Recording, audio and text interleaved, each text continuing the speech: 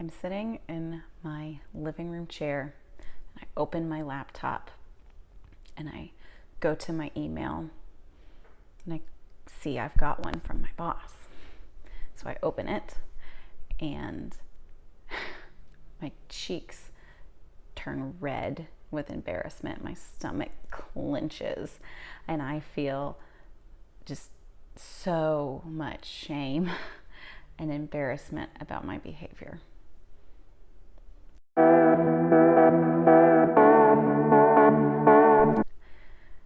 So, mistake number one. This is what I started the intro with. As I open the email, I read the words, and I am being berated by my boss because I was being an arrogant, immature, unexperienced employee. There's no other way to say it. So this company, I had worked for a home health company during my CFY, and this company, we were having issues with, I had been promised a full-time job, which didn't really happen. And I was looking for more work because in home health, what happens is you get paid per visit and you don't get a salary, or at least that's how it was with this particular company I was working with. And so they had told me they were trying to expand into this rural area outside of the DFW area where I was working.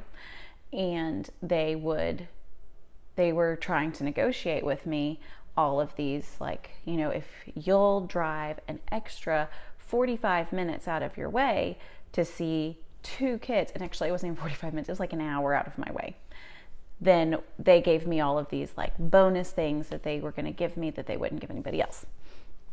Well, me and my arrogance sent back a list of negotiations, which she said came across as a list of demands. And you know what? It was a list of demands.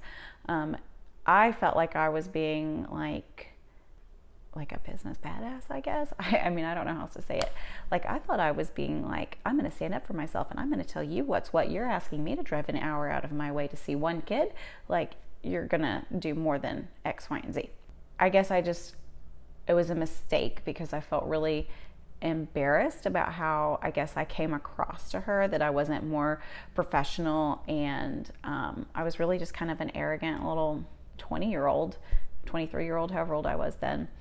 And so the mistake I would say there was being less professional, less respectful, not really knowing how to navigate the political climate of an office. The second mistake that I made, I remember sitting I was working in an outpatient clinic at this time, and I saw this little girl.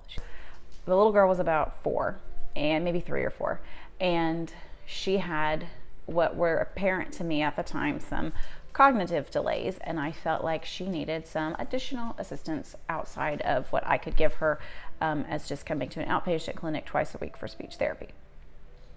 So I told the mom, I asked her if she'd ever had any concerns with her daughter's cognitive abilities or something like this. No workup, no I had no rapport with this mom. I just jumped into it and basically told her that I thought her child was delayed. Probably no empathy on my part, because that is something that I have worked really hard on getting better at. Not that I'm not empathetic, but that showing the parents that I'm empathetic.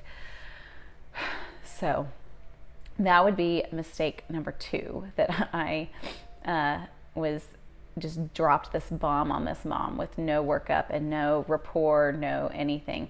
So what ended up happening was the mom just stopped coming. And I will be completely honest with you, it took me years later to realize that the mom probably just stopped coming because she didn't want anything to do with me, because I had upset her and I didn't, take the time to work through this with her. Finally, my third mistake, as I mentioned earlier, was the job that I chose for my CF. I started in a home health in the home health company, I was promised that I would make like $88,000 a year or something like that. But I didn't catch the, like loophole of when you're working full time.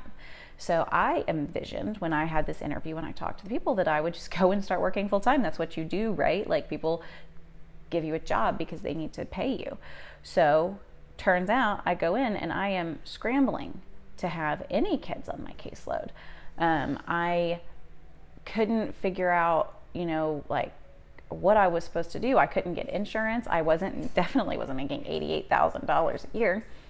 And then to make things worse, they only took Medicaid. And so any of you who've ever worked with Medicaid know that kids are constantly being dropped off because Medicaid didn't reauthorize them. So I would get 5 or 6 kids and I would think I was doing really great. And then the next month, 5 of them would go away, or however many, like I would be back down to 1 or 2. And so it was just this constant cycle and I could never get a full caseload. So I ended up going to a clinic and supplementing. On Mondays and Wednesdays I did home health, and Tuesdays and Thursdays I was at an outpatient clinic. And that was an experience in itself. Me and the director didn't get on great. So my third mistake would be choosing your job wisely and really like understanding what somebody is offering you. I was super arrogant and thought that I only wanted to be like in the medical field, and that I didn't want to be in the schools because I'd heard so many horror stories about the schools. And it ended up that I loved working in the schools. So if you actually want to hear all of my CF experience, I have another video that you can click on right here, and I will tell you all about how that went.